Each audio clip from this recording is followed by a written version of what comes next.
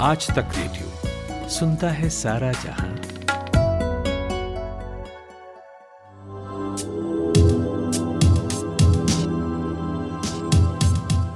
नमस्कार, आप सुनना शुरू कर चुके हैं आज तक रेडियो का स्पेशल पॉडकास्ट कोरोना कवरेज। मेरा नाम खुशबू है। इस पॉडकास्ट में बात होती है कोरोना से जुड़ी वो सारी खबरों पर जिसे आपका जानना ज़रूरी है। कोरोना वायरस से लड़ाई में मदद वैक्सीन से मिल रही है।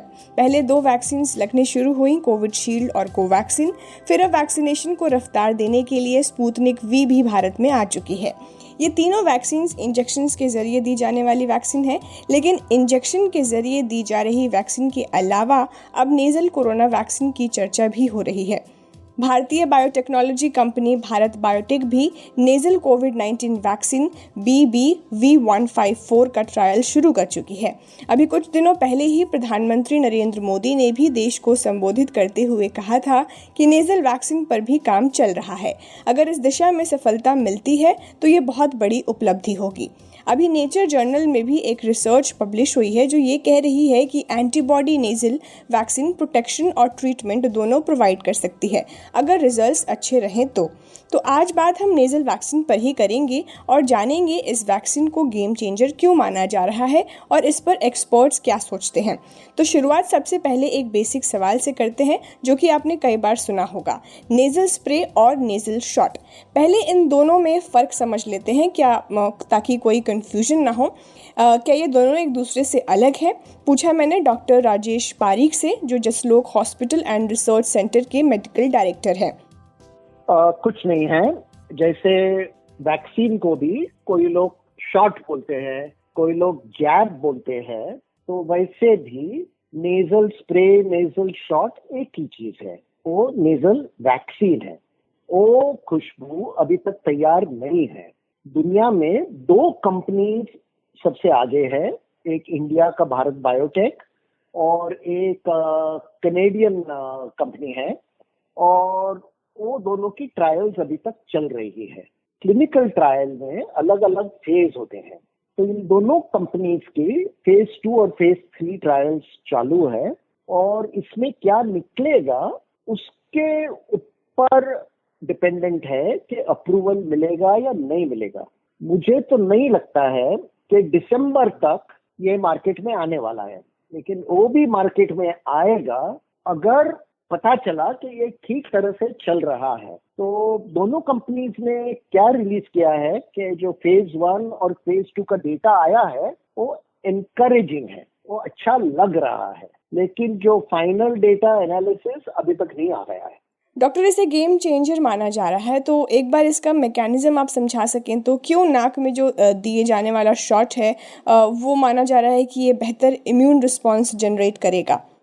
अच्छा, देखें तो मैकेनिज्म आप देखने जाएंगे तो वही मैकेनिज्म है जो भारत बायोटेक का कोवैक्सीन लेता है, यानी उसको अभी एडिनोवायरस वेक्टर वैक्सीन ऐसे बोलते हैं कि एक दूसरे वायरस का भाग, डेड वायरस को लेके उसको मॉडिफाई करके उसके थ्रू ये वैक्सीन बॉडी शरीर में जाता है। नोज से गया तो एब्जॉर्प्शन रेट जरा अच्छा है, लेकिन हमको ये देखना चाहिए कि उसकी एफिकेसी कितनी है।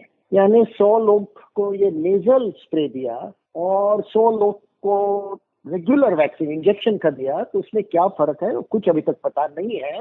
तो मैं लोगों की आशा नहीं बढ़ाऊंगा अभी, और ये तो जरूर नहीं करना चाहिए कि चलो जब नेजल वैक्सीन आ जाएगा तभी मैं वैक्सीन लूंगा, तो उसके पहले तो वायरस आ सकता है।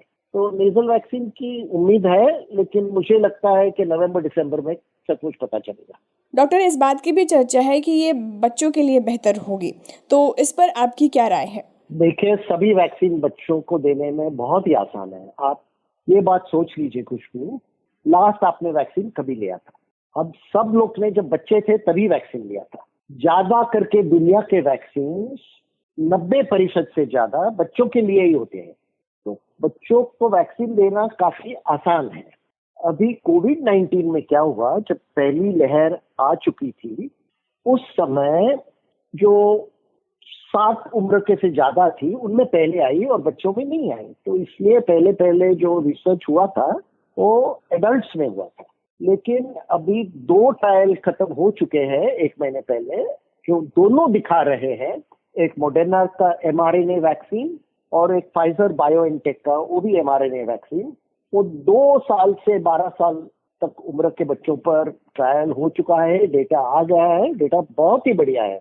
तो बच्चों पर ये वैक्सीन की एफिकेसी एडल्ट्स पे होती है उससे ज्यादा है, उसमें कोई आश्चर्य की बात नहीं है, क्योंकि ज्यादा करके वैक्सीन बच्चों को ही दिया जाता है। तो बच्चों के लिए हमको ये अभी नहीं सोचना चाहिए कि ये नेजल अच्छा रहेगा, जो इससे वैक्सीन आ जाएगा देना चाहिए। अभी जब वैक्सीन की एफिकेसी 95-96% तक जाती है, क्या फिक्र करने की जरूरत है, ये मार्केटिंग है। इसके एडवांटेजेस क्या हैं अगर ये सफल होती है तो? एज एन एक्सपर्ट आपकी क्या राय है इसके एडवांटेजेस को लेकर? देखिए, पहले तो वैक्सीन को सफल होने दो, क्या एडवांटेज है वो हम लोग ट्रायल के बाद ही समझ सकेंगे। तो साइंटिस्ट में और मार्केटिंग, रिसर्च डिपार्टमेंट और मार्केटिंग डिपार्टमेंट में बहुत फर्क है। मार्केटिंग डिपार्टमेंट पहले से बड़ी बात करेगा और रिसर्च डिपार्टमेंट चुप रहेगा। जब डेटा आ जाएगा वो बहुत धीमी आवाज में वो डेटा को रिलीज करेगा और दिखाएगा। तो नेजल वैक्सीन को आने दीजिए, क्या उसकी एडवांटेज है वो हम तो देख लेंगे। अभी तो मार्केटिंग वाले बोलेंगे कि हाँ ये देने में बहुत आसान है, लेने में बहुत आसान है, वो सब थियरी है ना कुछ। तो पहले सबसे इम्पोर्टेंट क्या है कि वैक्सीन तो सफल होना चाहिए। अगर वैक्सीन का सक्सेस नहीं निकला तो एडवांटेज डिसएडवांटेज में क्या मतलब है। Yes doctor, I agree. लेकिन जब वैक्सीन्स नहीं आई थी तो हम इस पर बात करते थे कि पैंडेमिक के फाइट में ये कारगर साबित होगी, कैसे होगी, क्या इसके फ़ायदे होंगे। तो बात नेज़ल वैक्सीन की भी वही है, तो इसलिए हम आपसे बात कर रहे हैं। आप वैक्सीन के जो न्यूज़ हैं आप भली भांति वाकिफ़ हैं, तो just as an expert I wanted to know कि जिस तरह की रफ्तार है वैक्सीनेशन की, और अगर इस नेज़ल वैक्सीन के रिजल्ट्स अच्छे आते हैं, जो कि आप कह रहे हैं कि जब आएंगे तभी इस पर कहना सही होगा, तो फिर भी अगर मैं आपसे पूछूं कि इसके रिजल्ट्स आते हैं तो क्या फ़र्क पड़ेगा? आप अगर हम फॉरवर्ड लुकिंग में हम देखें तो इससे क्या फ़र्क पड़ेगा वैक्सीनेशन की रफ्तार में? तो हो जाएगी तो अच्छी बात है, नहीं हो जाएगी तो इतनी बुरी बात नहीं है, क्योंकि अभी भी जो भी वैक्सीन है तो काफी इफेक्टिव है। अभी समझो आपका सवाल अप्रूव हो गई, अच्छी निकली, तो क्या एडवांटेज है? तो एडवांटेज तो ऑब्वियस है ना, कोई भी लेके नेट में डाल सकता है उसको। वो बड़ी बड़ी लाइनें में खड़े रहना, डिस्ट्रीब्यूशन, वो सब लॉजिस्टिक्स का प्रॉब्लम नहीं रहेगा। लेकिन उधर जाने के पहले हमको पहले इसके ऊपर ध्यान देना चाहिए कि ये सफल है कि नहीं। अगर कोई पूछेगा कि माउंट एवरेस्ट पर ऊपर जाने में क्या एडवांटेज है, मैं तो बोलूँगा बहुत ही बढ़िया एडवांटेज है। आप ऊपर चढ़ोगे तो बहुत एडवांटेज है, लेकिन उसके पहले ये सोचो कैसे जाएंगे, रास्ता कितना मुश्किल है, क्या क्या कठिनाइयां हैं रास्ते में, वो सब देख लो। अगर वो सब का सामना आप कर पाते हैं तो बहुत ही एडवांटेज है। लेकिन जैसे भी हम एडवांटेज के बारे में सोचते हैं खुशबू, हमको थोड़ा प्रैक्टिकल होना चाहिए, क्योंकि मैं देख रहा हूँ, मैं समझ सकता हूँ। आप यंग हैं, आप हैरान हो गए ये सब देख के, आप ये चाहते हैं कि कुछ न कुछ सोल्यूशन आ जाए, उसकी सब उम्मीद कर रहे हैं। लेकिन आप ये उम्मीदों का इस पैंडेमिक में इतिहास देखें। हाइड्रोक्सीक्लोरोक्विन के बारे में बहुत बड़ी बड़ी चर्चा हुई। हमने हमारे कोरोना वायरस किताब में 1 साल पहले लिखा था कि इस पे ज्यादा उम्मीद नहीं रखना। मेरे को इंटरव्यू किए, मैं बोली मुझे तो फालतू लगता है, लेकिन हम लोग देखेंगे। तब लोगों को लगा शायद नेगेटिव है। हाइड्रोक्सीक्लोरोक्विन के बाद रेमडेसिविर की बड़ी चर्चा चली। तो अभी वो सब दवाइयां जिनके ऊपर बहुत आशा थी, जैसे कॉन्वालेसेंट प्लाज्मा के लिए लोग इधर से उधर दौड़ रहे थे, वो अभी सब बेकार निकले हैं। तो ज्यादा उम्मीद रखने में नुकसान भी है, और लोग बेचारे इधर से उधर दौड़ते हैं। अगर उनको ये समझ पाया हाँ इसमें एडवांटेज है, तो वो तो देखते नहीं है ना क्या एडवांटेज है। तो चलो नेजल वैक्सीन का प्राइस समझो ज्यादा हो गया, इम्पोर्टेड हो गया, तो लोग उसके पीछे भागते रहेंगे। लेकिन उसका एडवांटेज नहीं हो सकता है। जब 94-95% का एडवांटेज है तो उसके ऊपर और कितना हो सकता है? 100 के ऊपर तो नहीं जा सकता है एडवांटेज। और WHO ने दिखाया है कि 50% एफिकेसी हो गई तो वो भी अच्छी है। तो इसके लिए हमको ज्यादा आशा नहीं करनी चाहिए। सबसे महत्वपूर्ण क्या है, जो भी वैक्सीन मिल रहा है उसको जल्दी से जल्दी लेना चाहिए। ठीक है डॉक्टर। एक आखिरी सवाल मेरा नेचर की एक रिसर्च से है कि उसमें कहा जा रहा है कि antibody nasal spray could provide protection and treatment, तो इस पर क्यों फोकस किया जा रहा है? वेरी गुड क्वेश्चन, और आपका वर्डिंग परफेक्ट था। आप क्या बोले लास्ट में कि it could provide, not nature का आर्टिकल ये नहीं बोल रहा है कि it will provide, it could provide. इसका अर्थ क्या है? इसका भी रिसर्च कंप्लीट नहीं है, शायद हो सकता है। और फिर दो चीजें रहती है कुछ कुछ ही। एक जो होता है वो एफिकेसी रहती है, यानी क्लिनिकल ट्रायल में, लेबोरेटरी सेटिंग में, अस्पताल में वो कितना सक्सेसफुल है, उसको एफिकेसी बोलते हैं। और दूसरी बात होती है इफेक्टिवनेस।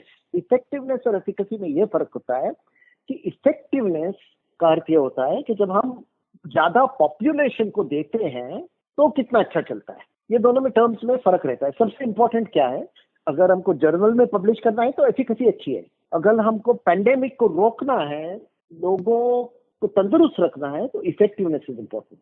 तो ये अच्छी बात है कि आप ये सब चीजों में चर्चा कर रही हैं, लोगों को जानना चाहिए। लेकिन ये इतना ही है कि ये नॉलेज है, अभी तक ये कंफर्मेशन नहीं है। प्लीज मैं वापस बोल रहा हूँ, इस पर हमको उम्मीद नहीं रखनी चाहिए। ज्यादा डेटा आ जाएगा तो मैं सबसे पहले आपके लिए तैयार होकर आपको बताऊंगा कि मुझे बहुत खुशी हो गई है, आ गया है। लेकिन मुझे डर क्या है कि जैसे लोग हाइड्रोक्सीक्लोरोक्विन के पीछे भागे, कॉन्वालेसेंट प्लाज्मा के पीछे भागे, रेमडेसिविर के पीछे भागे, ये सब का पब्लिकेशन हुआ था साइंटिफिक जर्नल्स में और सब में लिखा था कुड बी इफेक्टिव।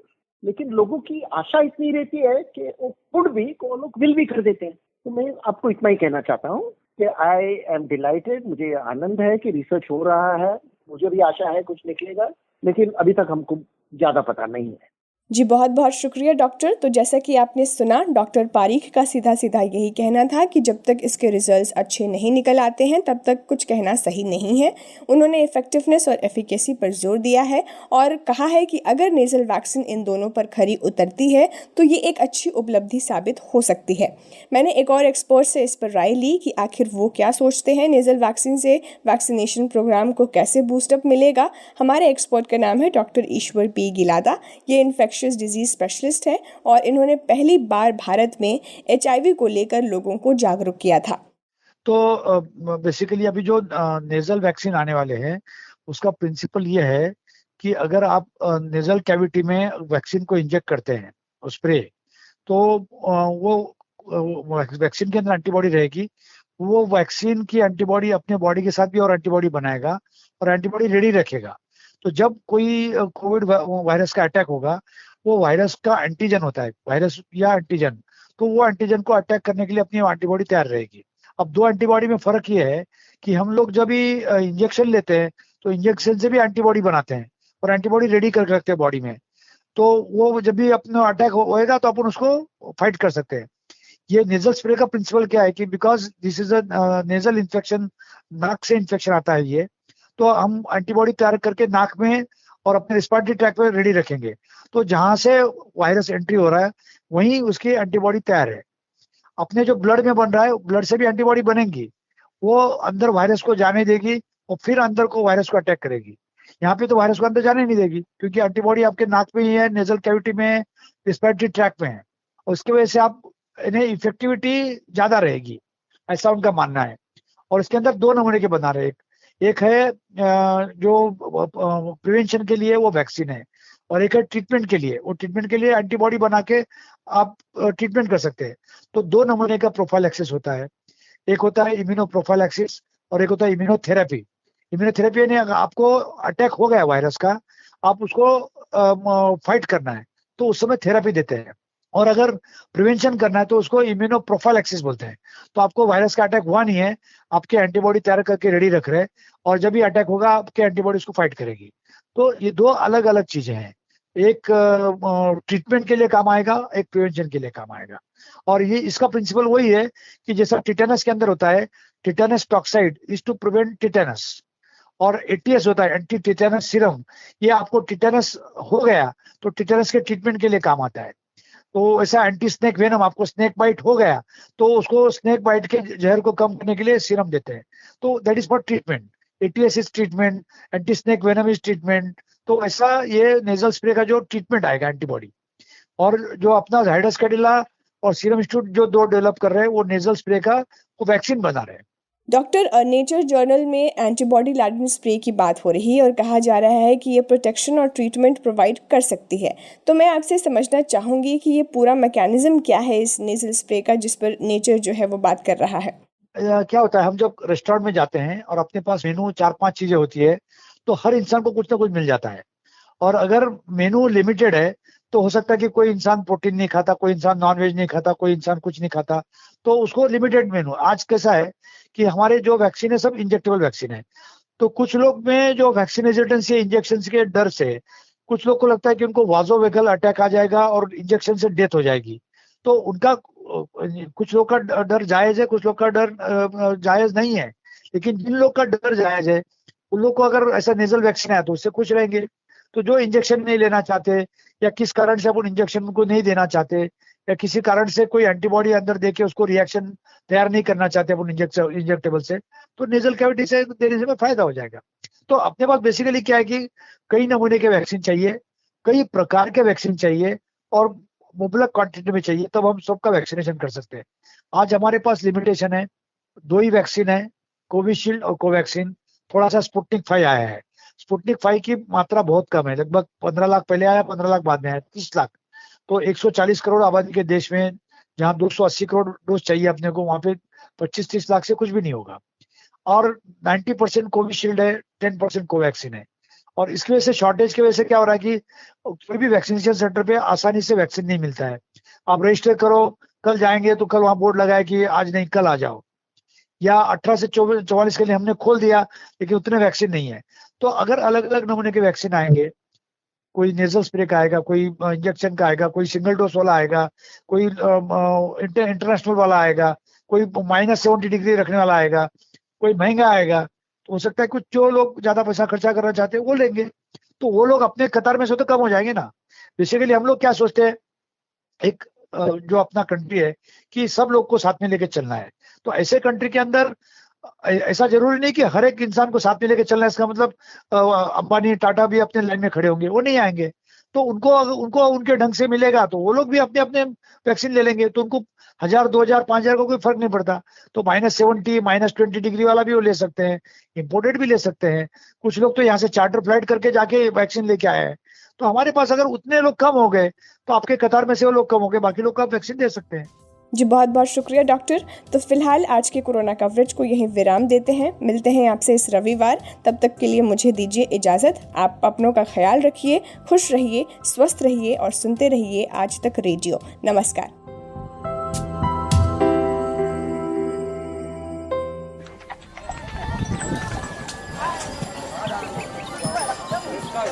ऐसा है, खेल इस बात का है ये नहीं कि आप कितना कमाते हैं, खेल गुरु इस बात का है कि आप कितना बचाते हो। अब कैसे बचाएं? ये बैंक और बाजार की ये टेढ़ी मेढ़ी बातें गले तो उतरती नहीं हैं। अरे तो महाराज उनसे मिलिए ना, अपने मनी मैनेजर से। आपके बटुए से जुड़ी हर सलाह एकदम मुफ्त। और शायरी सुनिए, पैसे से जुड़ा है कोई भी शक, आस्क बेझिझक। मनी मैनेजर, बात बचत की, हर शनिवार आज तक रेडियो पर। आन बनाओ, कितना ज़्यादा रखना।